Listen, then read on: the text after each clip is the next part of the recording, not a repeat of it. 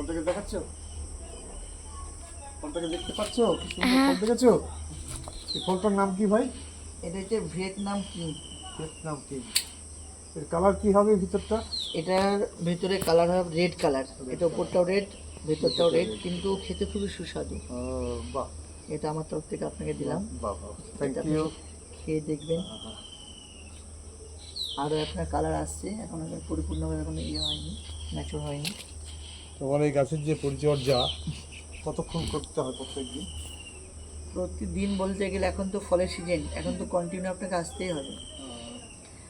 আর এখন এই সিজনে আপনার দেখুন এখানে ফল পাকা, আবার কালার আসছে, আবার এই দেখুন ফলের আবার বার্থ আসছে, আবার এই দেখুন কাঁচাও আছে। মানে এখন সব সময় থাকবে। নভেম্বর মাস পর্যন্ত আপনি চলবে। মোটামুটি এইভাবেই চলবে লাগাতার। আচ্ছা, আর বাগানে আমার মোটামুটি অনেক ধরনের গাছ আছে। হ্যাঁ হ্যাঁ, আপনার বাগানটা সুন্দর বাগান। এই যে দেখে এই খুব পেয়ারা ভালো জাত, লাগলো। পেয়ারা জাত যেটা দেখছেন এটার নাম হচ্ছে গোল্ডেন এইজ।